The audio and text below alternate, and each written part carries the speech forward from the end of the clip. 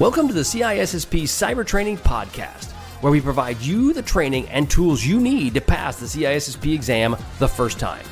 Hi, my name is Sean Gerber, and I'm your host for this action-packed, informative podcast. Join me each week as I provide the information you need to pass the CISSP exam and grow your cybersecurity knowledge. All right, let's get started.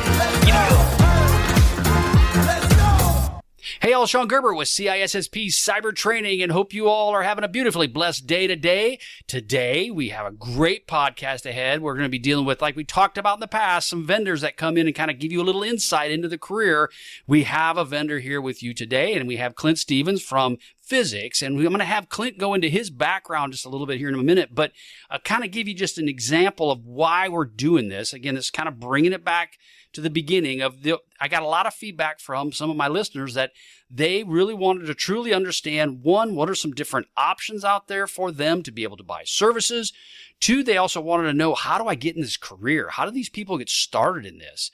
And the last thing is then what would be a good career path for them to help them potentially go down this situation, or just at a minimum getting some more knowledge. So that is where I brought Clint and Phycyx into this. I've just real quickly, and I'll have him introduce himself, is I've known Clint for many years now, and I was actually very blessed to, one, get reconnected with him a few years ago when I was looking for a pen tester for my large multinational that I was used to work with. And Clint came in, did an outstanding job for us. And the one point that I really liked about Clint and his team was the fact that they're not just trying to tell you the baby's ugly, go fix it. They're actually trying to help you go, hey, this is risky, but this isn't so risky. This is something you really need to focus on. This is something maybe not so much. And that is so helpful for business owners. So with that, I want to just kind of quickly talk about Clint and let Clint talk about himself and kind of tell us a little bit about your background and maybe why you got into all of this and what you expect to do with Phycyx. Yeah, that's great, Sean. Much appreciated. Thank you for the opportunity. It's exciting to be here with you and your audience today. Awesome. We're glad to have you. Yes, thank you. So a little bit about my background and how I ended up where I did. My dad was a programmer. He's been a programmer for probably 50 years. So when I was in high school, that's kind of where I focused some of my efforts. I thought I was going to be a programmer, and started all down that path. Then ended up joining the Air Force and the Air National Guard, and kind of similar background with you. I have some experience with the B-1s. I was a weapons load where you were a pilot. Yep. So we were giving you the capability to do what you do on that side. Yes, and without you, we couldn't do our job. That's for sure. All right. And then after we joined the Air Force to pay for school. So started my computer programming education, and then along comes online poker. Mm-hmm. Nice. So then I had a decision at 2-3 o'clock in the morning. I can work on Java or C++, or I can be in a poker room and try to make some money. So ultimately what happened was I gave up the programming career, and I had a lot of experience and fun with that piece of it. But ultimately, back to the Air Force career, spent 15 years in intel operations with special operations support. Then the last 7 years of my career was back in cyber warfare. So it was interesting to see where I was kind of starting with the programming and then where I ended up ultimately with my career and back in the cyberspace. So hindsight being 2020, I wish I would have stayed the course with my programming career, because it would have made things a lot easier on this side of it had I done that. So 6 years with the Air Force Red Team, which I believe is the same unit that you were with. Yeah. A lot of your time. Yeah.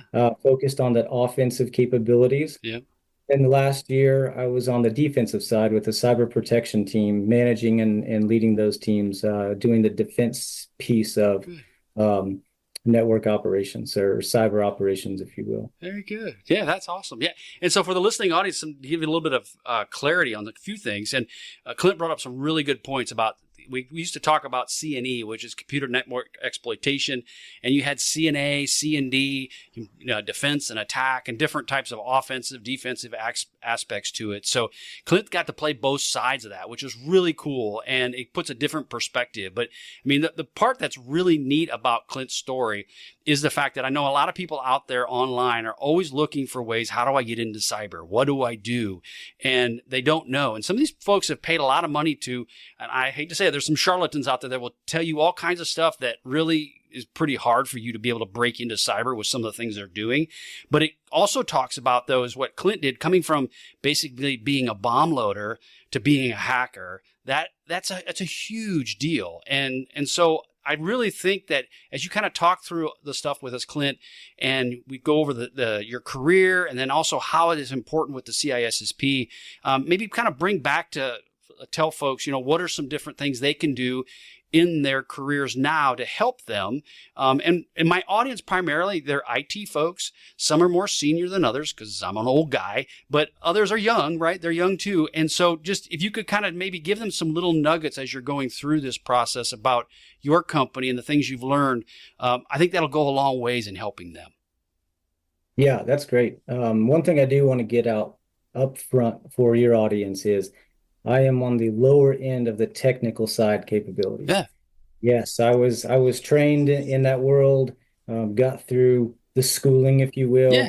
But based on my position, I was immediately put into the management side, Yeah. which I think is key for this audience with the CISSP aspect to it. So my hands-on keyboard were very, very limited, but leading the teams and really understanding where those pain points are for an organization as we're going through our findings and things.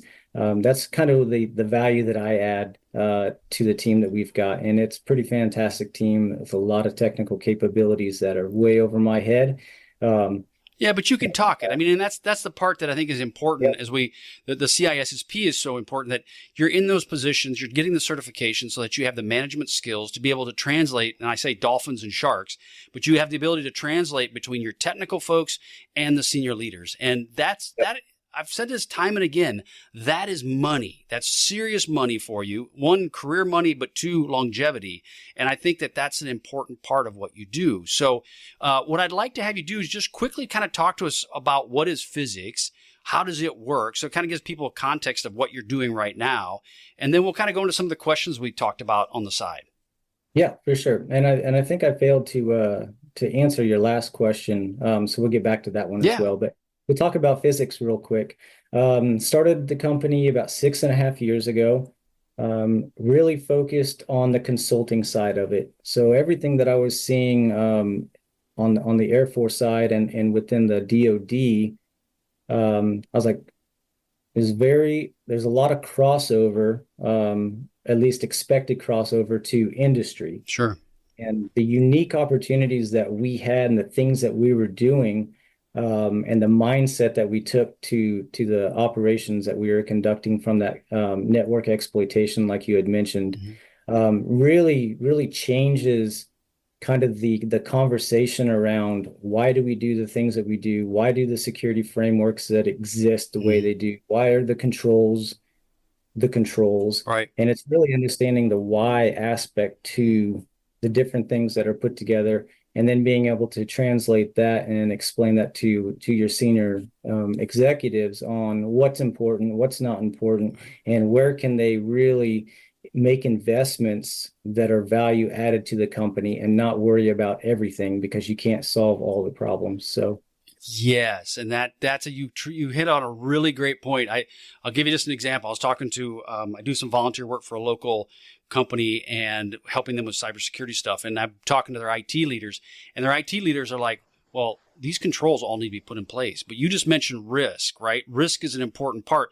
So you're telling these senior leaders that they don't necessarily have to spend all this money on stuff, but on some things they probably should. Is that what you're saying as far as risk goes? yeah. So the one thing that we see a lot of is everybody wants the new cool gadget or tool that's out there. And most of them are expensive, and you get a budget of say $80,000, $100,000, and how do we most best allocate the money that we've been given. And everybody wants the automated answer. They want to buy a tool, they want to put it on the network, and they want to forget about it and say, "Hey, we're good to go." Yeah. And that's just not reality. And helping IT directors and executives understand that a tool is just one piece of it. And just because you have a tool, it doesn't mean that you're any more secure than you might have otherwise been. If it's not configured properly, if it's not being monitored and managed properly, if it's not being updated, if you're not being able to take the information that it's giving you and making decisions, then you're just back to square one and you've spent a whole lot of money on a paperweight. Right. If Yeah, no, that you're spot on. So let me ask you that. I'm going to pull on that a little bit. You said that's one part of it. So what would be other parts that a company needs to be aware of? Because again, this is going to tie directly into how the CISSP teaches us. Yep. What are some things that could also be that are as important, if not more important, than the actual tool itself? Yeah, so I think first thing you have to do is understand two things. One, the threats that you face as an organization. Mm-hmm. What space are you in? What industry are you in? Are you a nonprofit? Are you a for-profit? Right. Are you in the public sector? So all of the different organizations that are out there all have different threats that they're going to face based on whatever the thing that they do is. Sure. So understand your threats, Mm-hmm. know why that threat exists against you, Right. and then start to understand what risks exist based on the threats that you're going to be presented with. Okay. You're not going to be looking at all the threats across the board. You're not going to be looking at all the risks and vulnerabilities that are out there, but what really is specific to you as an organization, and having that base foundation and understanding, and then that will drive decision making later on. Right. Right. Yeah, and that's great call out, Clint. And so based on that risk, this is where you folks that are listening to this, they're going to ask questions in the CISSP around what are some of the most important thing you should do, or what is the least important, or what is the best control or the most important control. And they use that because they're wanting you to think through this thought process, just like what Clint had said. So if, to your point, if a bank, does a bank worry about a manufacturing facility going offline, or does a bank worry about money moving? Which one would be a more important thing for a bank?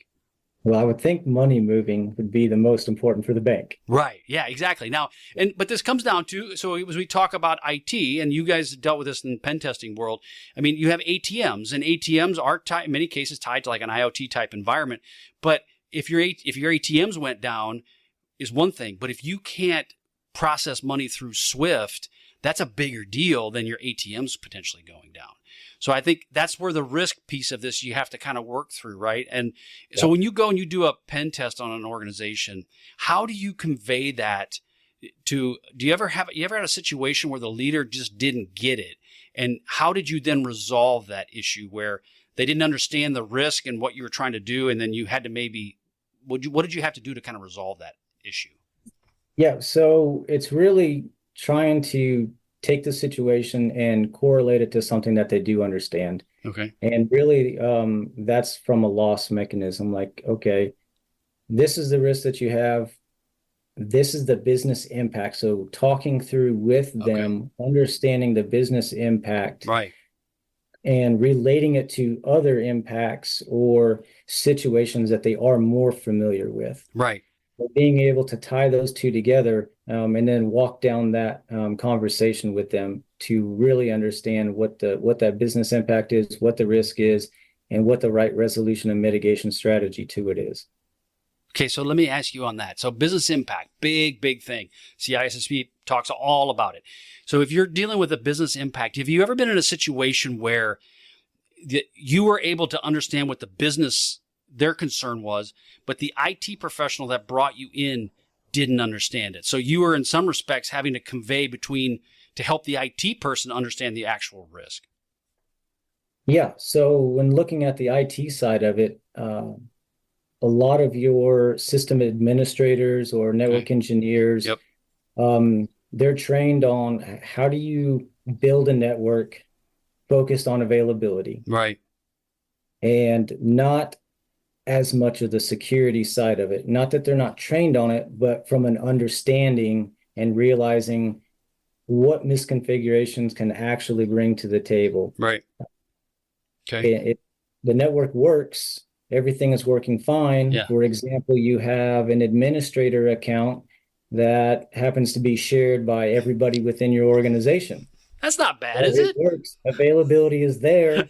Um, but not understanding why not everybody needs to have an administrator account, or Right. even worse, a shared administrator account, Right. is important. That I think on the cybersecurity side of the house, we understand the why behind it, how it's exploited, how it's leveraged and taken advantage of, to where your system administrator may not initially. Right. No, that's true. That's a very good point. And so I'd like to, after I ask this question, then I want you to tell me a little bit um, about your company, and again, what are Okay. some of the things you guys offer. But when it comes to the contract I'm working at right now, and it's really great. It's an awesome company that we're working with, and they have a unique idea. And I even pinged you about this on the side a little bit, where we get into co-collaboration. And Yeah. as a contractor, the goal is to help organizations, one, don't assume that they all know it, which they don't, because we don't know everything, but collaborate with them and help them, educate them. Have you ever had a situation where you were able to co-collaborate with the IT organization to give them some knowledge on what are some based on best practices or based on your experience? And then what was the end result in that? Yeah, we actually had a great opportunity. Oh, I'd say probably about a year ago, we finished that one up. Working directly with the IT staff and team, came in, provided a pen test for them, and we like to take that collaborative approach to where we're not running completely covert. Not that we don't or can't, Mhm. but we find more value in that collaboration side of conducting the pen test. So as we're finding things, we're informing the organization of these things. We're saying, hey, these are some of the areas that you might want to address. Or we might find one thing that's like, hey, we need to fix this now. So we'll identify that with them. The interesting aspect of that engagement was at the end, a lot of the recommendations that we had, a lot of the collaboration side of it was really focused on your best Mhm. practices, satisfying or shoring up the low-hanging fruit, if you will. Right. Um, and it was unfortunate with that specific instance, which this was a learning opportunity for us, is they felt that we might have been a little bit lacking on the product that we provided because we were so focused on the low-hanging fruit and the Mhm. best practices, and the response that I was given was, well, all that you're giving us is industry best practices around cybersecurity. Right. And our approach, or our counter to that statement, is yes, because there's a lot of these things that you're not doing to the extent they should be done, Mhm. and they're exposing you. Mhm. So you can spend $1 million on this tool or these other things, but if these are still a problem, then you're just wasting your money and you're not actually providing any additional security. Yeah. So I would say that between those types of conversations where they're getting information that they already know, Mhm. and then helping them actually implement Yeah. and mitigate those, when they've got the um, I don't want to say the budget, but sometimes it's a budget issue. But do they have the authorization and authority given them to continue down that process and take the findings and actually implement them? And like I was saying earlier, is everybody wants that immediate solution that's automated. You just deploy it on the network and that's it. And that's not the right answer a lot of times, Right. especially with companies that are just trying to get into this space, or they've recognized that they've got some issues and they're bringing in that outside consultant to help them um, understand really what is that next step that they need to take. Mhm. The other side of the coin is once you get past the IT team and they're most of the time they're on board with doing what you want to do, or the suggestions that you're making. And then you run into the executive level. Right. So when you have the same conversations with the CFO, they're going to be a completely different approach Mm-hmm. and discussion topics Mm-hmm. than with the IT director, Mm-hmm. Yeah. and even more so with the CEO of the company. Mm-hmm. So each of these different positions have different priorities. Mm-hmm. What's important to them? What decisions do they have influence and control over? And then how are they looking at the information that you're giving them? Yep. So really understanding how to communicate effectively with each of the different individuals in the organization that's part of that decision-making process is key. Mm-hmm. No, That that's was a whole lot of words for, I'm not sure if I actually said anything. no, you did, and that's good. And I think as the guys that are the folks that are listening to understand how important it is for you, because he covered a lot of information there, but all this is related back to the CISSP in the fact that you're going to have to learn how to communicate with folks that are senior leaders up to the CEOs down to the IT professionals. And I don't mean that in down as in below. I just mean that it's that you're going to cover that entire gamut. So this is why this test is so challenging for folks, is because you have to, a lot of guys that have come on with IT backgrounds, they don't try to understand that this is coming from an overall managerial perspective. So, one thing I want to kind of quick touch on, we never got a chance to really talk about. So can you please talk just real briefly about Phycyx and what do you guys offer to companies? Yeah, absolutely. And my apologies for not hitting on that No, you're earlier. good. You're good. Like I said, 6 years ago, 6.5 years ago, we started the company focused on the consulting side, the compliance side, with CMMC starting to come online within the DoD sector. Right. Really trying to help companies understand where those risks are, what the requirements are that are coming down for them to win those contracts. So that was kind of the foundation of where we were.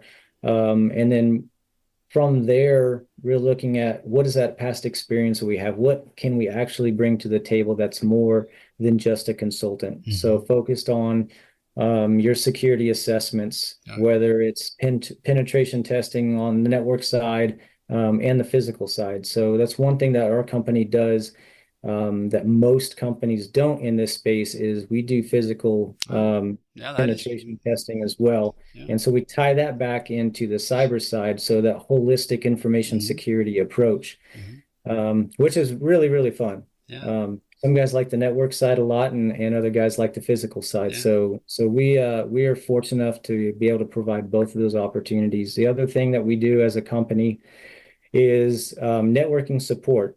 So we have several guys that are very experienced and highly credentialed CCIE level Cisco engineers, where we are brought in to help solve problems that exist on a network.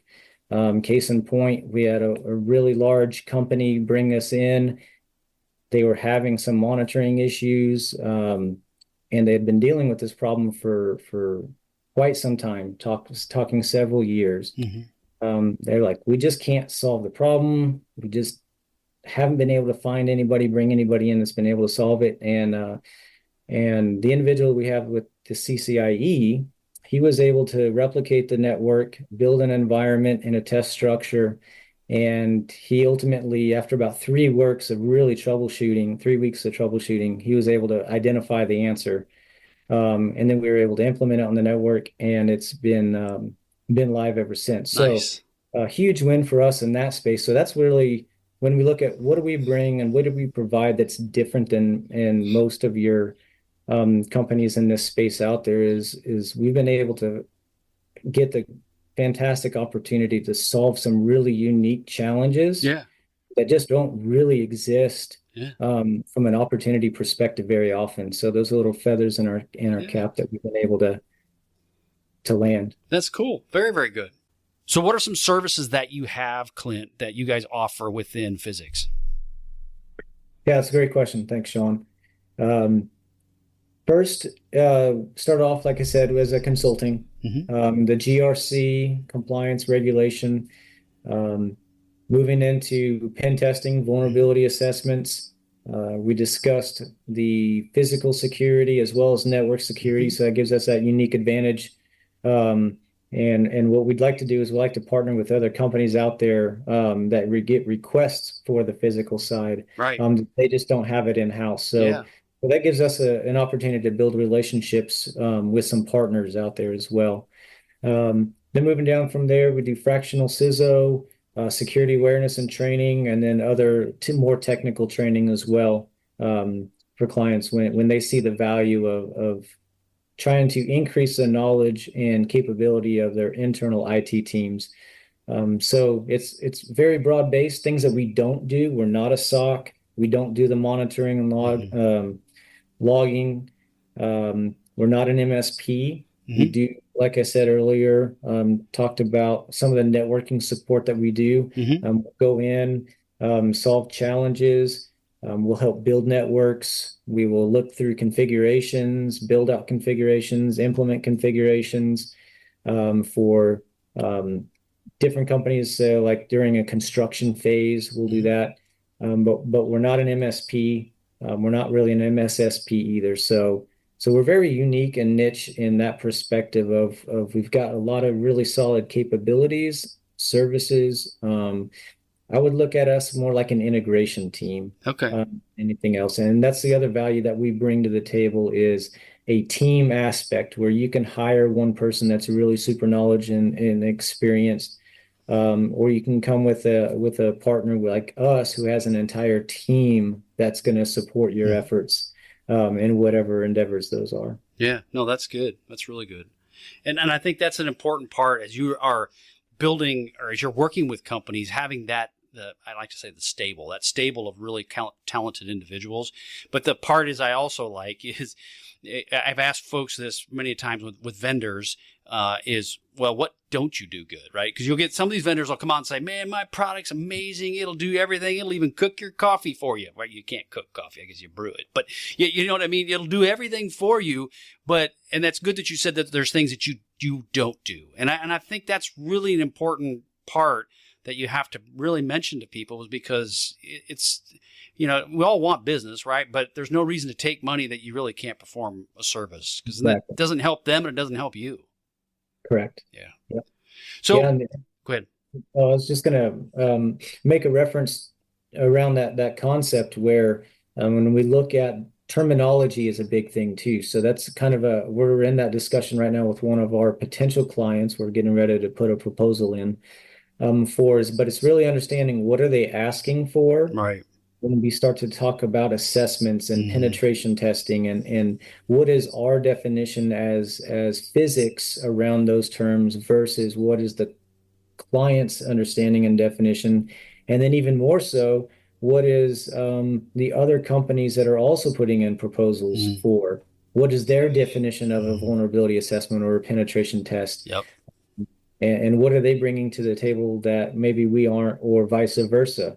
And what makes the most sense for the client with where they're at within their security program and their review processes?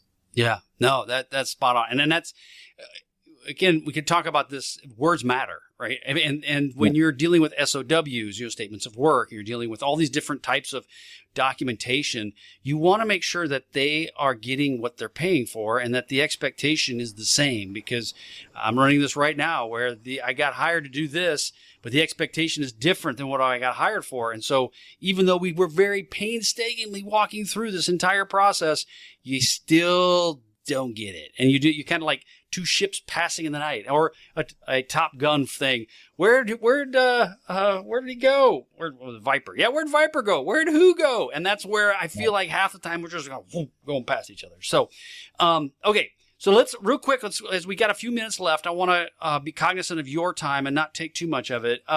As our students are studying for the CISSP, and you just mentioned you got CMMC, you've got GRC, you do pen testing, you do training, and I know I've got folks that do all of those different aspects. If they wanted to get into, say, various pieces of what you do, what are some things you would recommend? Certifications, training?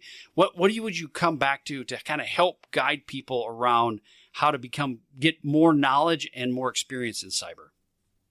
yeah. So fortunately, we have something called the internet, and um, every question that you have, there's an answer to it. So the one thing that I would recommend based on my past experience of going down the wrong paths multiple times is really finding what are you most interested in? Where does your passion lie? Cybersecurity, information security, it's a huge umbrella, Hmm. lots of different things that go into it, as we've talked about. So really finding out what do you like to do? Where does your passion lie? So now you don't have a job, it's more of a hobby. So Right. you enjoy the work, you're engaged in the work. Um, from a 9 to 5 window, you're going home and you're still engaged with it because you enjoy it that much. Yeah. So really finding that piece of whatever aspect within this world that you're looking to do, and then really finding out how do you get hands-on? Hmm. How do you really start to dig in? Whether it's the pen testing piece, maybe with OSCP, which is more on the advanced side. If you enjoy the management piece of it, with CISSP and where most of your audience lives in, um, do they really truly understand what are they getting into in that realm? Hmm. Uh, do they like reading through documentation? Do they like and enjoy trying to find, well, this control says this and this control says this?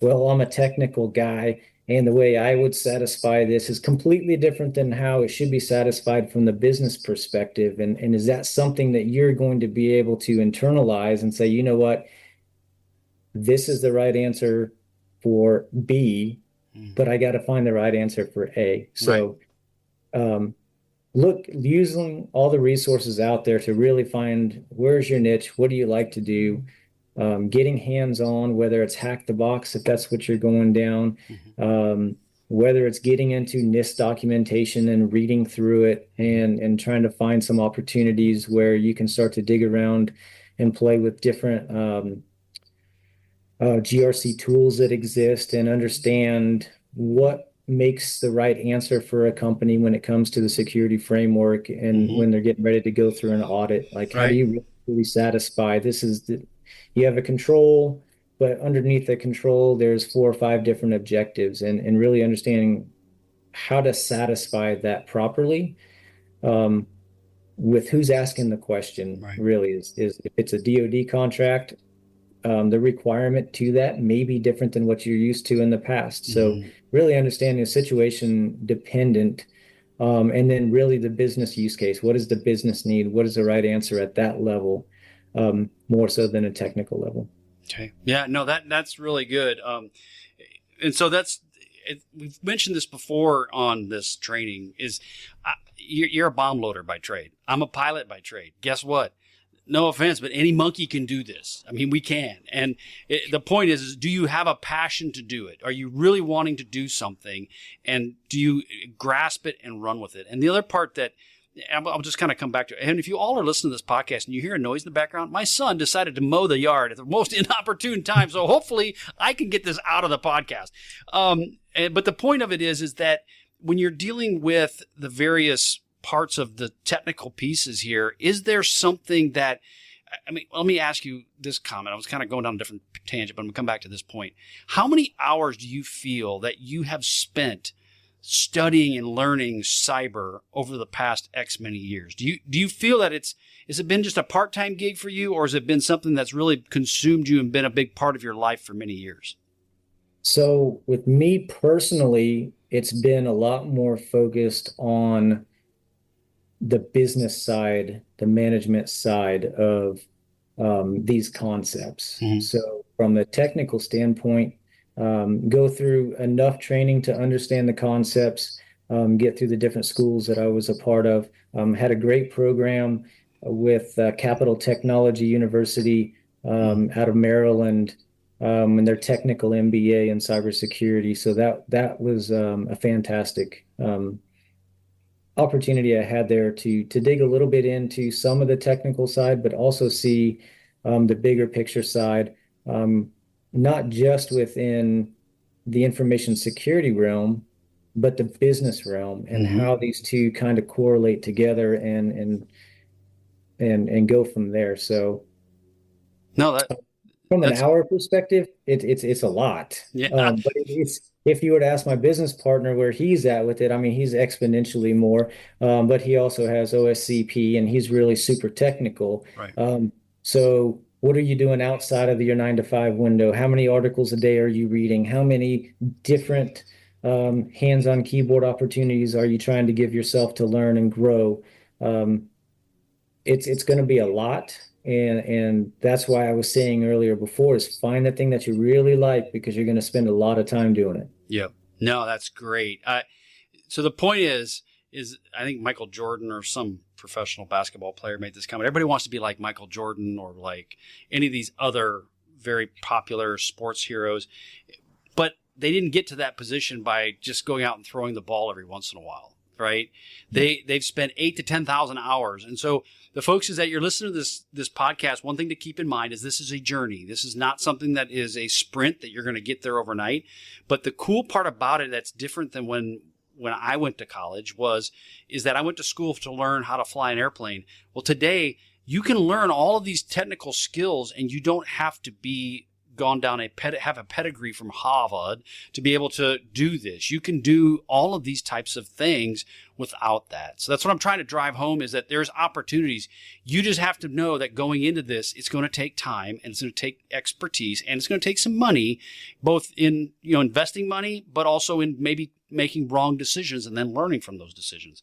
So it's kind of how that plays out. So is there anything else that you'd like to say, Clint, about this whole education path? Yes. Thanks for bringing that up, Sean. When I was getting into this realm there at the end of my career, there seems to be a real push by a lot of people that are trying to get into the space to get as many certifications as they can. Mm-hmm. And they're really focused on gaining every single alphabet and every single configuration of these letters can be in. Yeah. And now you have a string of 1,000 letters behind your name on your LinkedIn account. Yeah. Yeah.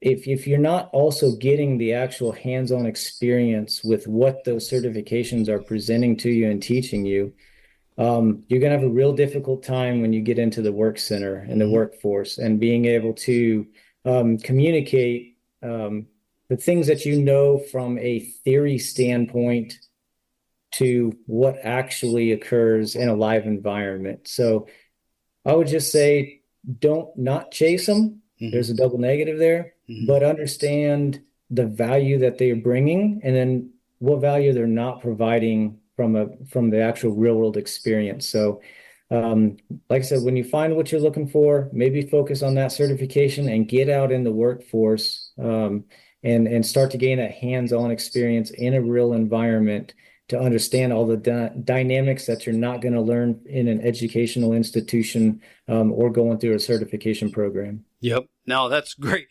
All the people here listening to this are going to get their certification. So don't get your certification. We're not saying that. We're saying that's not what I said. I know. I'm making, because I actually agree with you very much. So that just because you have a certification in something doesn't mean you know anything. It means you can take a test. And that's part of the reason why the CISSP, they have the experience requirements that are there, but that in of itself doesn't also require that you're going to be the best person for the role. So just because you got the CISSP when you get this done, or you have an alphabet list of different certifications, you got to make sure that as you're going in and when you're talking about this, and we talk about this in my mentoring program that I have, that it's when you're interviewing for the role, you need to be honest with people what you can do, what you understand, and also be honest what you don't know, because the last thing you want to do is get into a job and then say, yes, I can do all these things, but then you can't. And then it's not good for you and it's not good for the profession. So yeah, that's a great point. And when we're wrapping up an event, especially when it involves the pen testing side, I'll get asked a lot of questions that I immediately defer to the technical team doing the work. I'm like, I don't know enough. I know enough to give you the wrong answer and just lead you down the wrong path. So don't be afraid to really understand you don't know everything. and be open and honest with it, but know the person that does have the answer Right. and go seek them out and put them on to the client or whoever you're interacting with, to make sure that they understand and get the right answer to the question that they've got. Yep. Spot on, dude. Spot on. Okay, so I've got Phycyx up on the website right now, and it's spelled PHYCYX.com. That's phycyx.com. Is there anything? I know you said you're rebranding your website, so that's going to change. Is there anything if somebody was looking for information around what you guys do? Is there certain tabs maybe they should go to, or is there anything you want to add to this, Clint? Yeah. So our website is super lightweight, very minimal information that we're providing on it now. Like you mentioned, we are in an update process. But when you look at potential clients that we serve, it runs the gamut, really. It really depends on who the client is, what challenges are they trying to solve, and are we the right team to help them with that, with all the different service offerings that we've got. So we've done work with sole proprietors, single DoD contractors that have an office in their house, to Fortune 10 enterprises. So we've run the complete gamut across a whole lot of different industries. And if we're not the right team, we're going to recognize and tell you, hey, we're not the right team, but this other team is going to be able to take care of you. So Awesome. It really is that collaboration and working with the client to get to the right answer that adds the most value for them, and not looking at it from our standpoint as a company of how do we generate the most revenue, because that's not the right answer for the client. Agreed. It isn't, because money will come, money will go, but your reputation is everything. So I totally agree. Okay, well, hey, that is all I have, Clint. It's been a pleasure. I've really enjoyed this conversation, and I know my students will as well. Again, the ultimate thing is go check him out at Phycyx, PHYCYX.com. And if you have any questions, again, just reach out to him. And that they've got a contact page that's out there. I'll have his information in the show notes as well. But again, the ultimate goal of CISSP Cyber Training is to help you understand the CISSP, expose you to other opportunities out there, and to maybe just give you some more education as time goes on. So anything else you want to add, Clint? I just want to say thank you, Sean, and thank you to your audience for giving us the opportunity to talk with you all today. And hopefully this was some value add, because the last thing I want to do is waste people's time. No, So it's good. thank you again for the opportunity. You bet. You bet. No, it's great. Again, this is experience an education that a lot of folks don't ever get to see. And you don't get a chance to talk to people and hear these things. So it's awesome. It's great. All right. Well, thank you all very much for joining. I hope you all have a wonderful, wonderful day. Again, don't forget to check us out at CISSPcybertraining.com. That's CISSPcybertraining.com. Got lots of free stuff that's out there, all kinds of great information. There's some programs that'll help you get your CISSP completed. There's a blueprint. I can't tell you enough. The blueprint is amazing. We've got some really great questions as well, but it's awesome. Just go check it out. A lot of free stuff there and available as well. All right. We will catch you all on the flip side. Have a great day. See ya. Hey, thanks again for listening today. It's been my pleasure to prep you for the CISSP exam. Are you interested, though, in some free CISSP exam questions? Head on over to freecisspquestions.com and sign up to join my email list, and you'll receive access for 60 free CISSP questions each and every month for the next 6 months. That's a total of 360 questions just for signing up with CISSP Cyber Training. You'll also gain access to other free CISSP resources, so just head on over to freecisspquestions.com and sign up, or head on over to CISSPcybertraining.com and sign up today. Have a wonderful day, and we will catch you on the flip side. See ya.